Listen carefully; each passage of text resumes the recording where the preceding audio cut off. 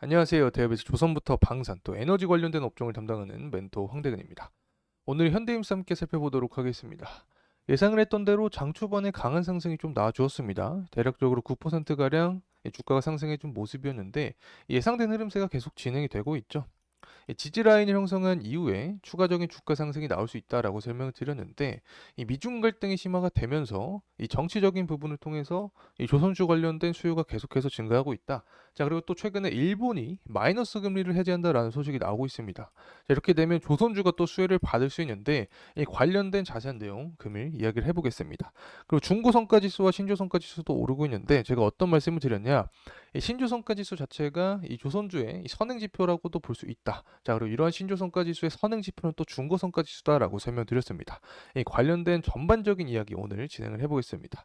그리고 한 가지 더 말씀드리고 싶은 부분이 있는데 저희 대기업 정말 다양한 전문가들이 각각의 업종 분야에서 하루하루 종목들을 열심히 분석해 나가고 있으니까 많은 관심 부탁드립니다.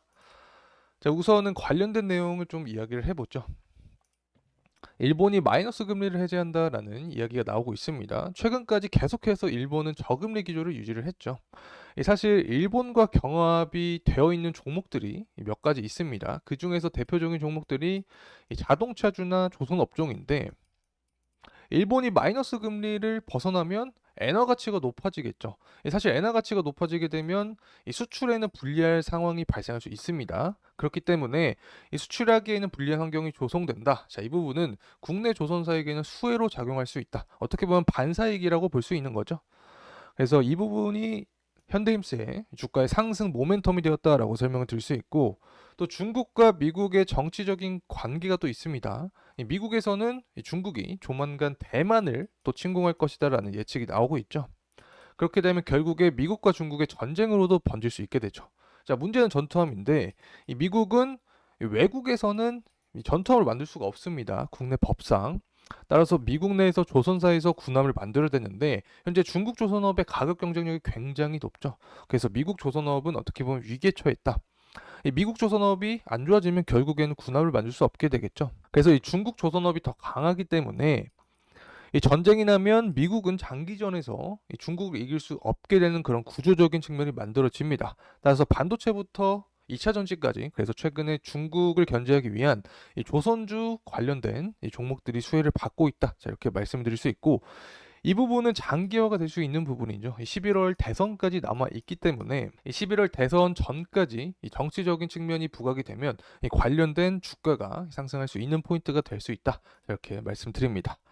자, 이제 신조성가 지수를 살펴보려고 하는데 신조성가 지수뿐만 아니라 중고성가 지수도 계속해서 상승하는 모습을 보여주고 있죠.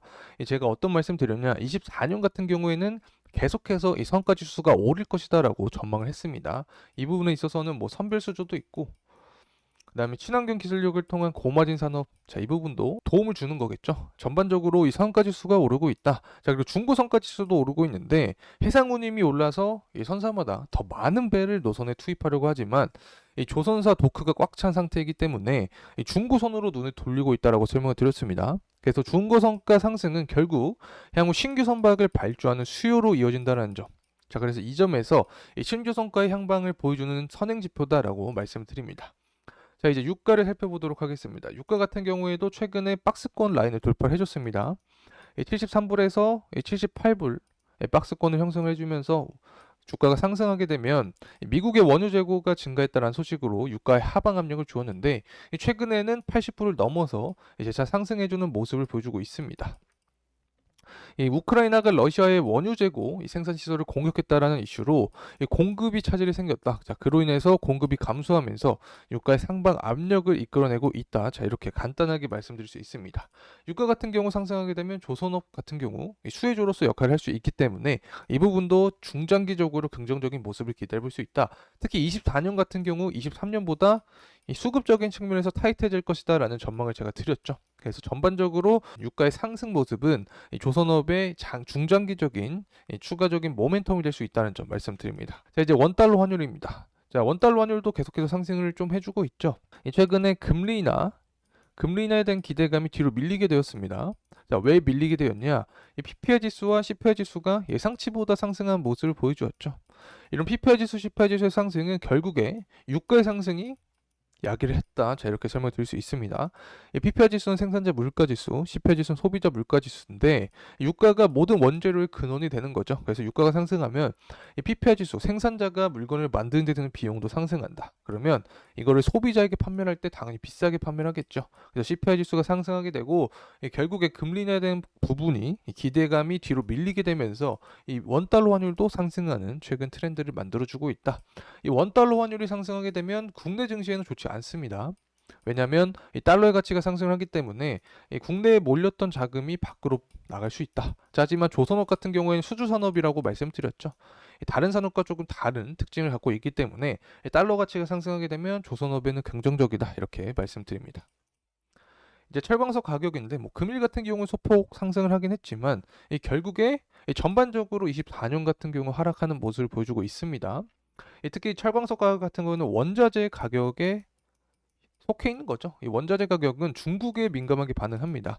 특히 중국 같은 경우에는 최대 수요국, 원자재에 대한 최대 수요국, 또 최대 공급국이기 때문에 중국의 경제가 살아나는 모습을 보여줘야 철광석 가격도 반등하는데 이러한 중국 경제 같은 경우에는 단기적으로 상승하기 힘든 전망을 하고 있다. 어찌됐든 이러한 철광석 가격의 하락은 결국에 후판 가격의 하락까지 야기를 하게 되고 후판 가격의 하락은 이 비용이 감소하니까 실적에 긍정적인 측면을 주기 때문에 전반적으로 조선업의 수혜로 작용한다. 자, 이렇게 설명드립니다.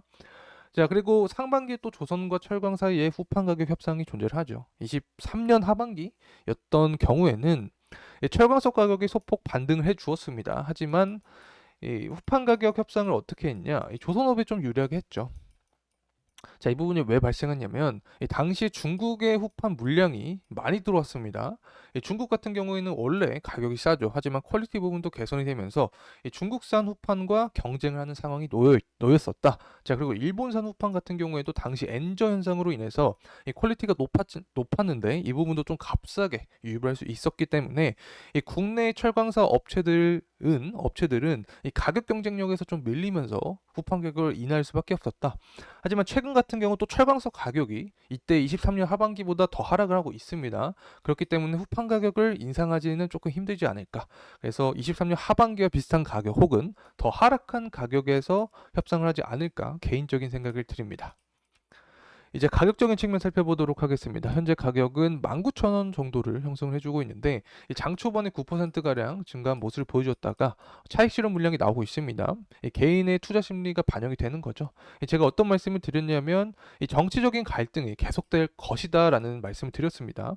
특히 미국의 주요 일정을 살펴봐야 되는데 7월에는 공화당 전당대회가 있습니다. 그리고 8월에는 민주당 전당대회가 있죠. 이 민주당 같은 경우에는 바이든 현 대통령이고 공화당 같은 경우에 트럼프죠. 사실 트럼프가 바이든보다 지지율 측면에서 6%가량 앞선 모습을 보여줬지만 최근에 바이든이 많이 따라온 모습입니다. 그래서 양측에서 결국에 유권자들의 지지율을 끌어내기 위해서는 이 중국과의 정치적인 어떤 특징을 더 부각시킬 가능성이 높다라고 제가 설명을 드렸습니다. 그래서 7월, 8월 최소 2개월 전에는 이런 부분이 다시 한번 기사화되면서 이 중국과 이 미국의 이 조선 경쟁 거기에 반사이익이 국내 조선사가 얻을 수 있다. 자, 이런 기사가 나오면서 추가적인 주가 상승 흐름세를 보여줄 수 있지 않을까 개인적으로 생각을 합니다. 그래서 가장 중요했던 지지 라인이 바로 18,000원 구간이었습니다. 이 구간에서 지지를 해주면서 반등해주는 모습을 보여주고 있고 22,000원 구간을 뚫어준다면 사실 28,000원까지는 매물대가 촘촘하지 않다. 그래서 강한 상승을 보여줄 수 있다는 점 말씀드립니다. 자, 이상으로 현대임수에 대한 영상 마무리하겠습니다. 더 정확한 가격대, 추후 이슈들은 다음 영상에서 다루겠습니다. 끝까지 시청해주신 모든 분들께 진심으로 감사 말씀드립니다. 감사합니다.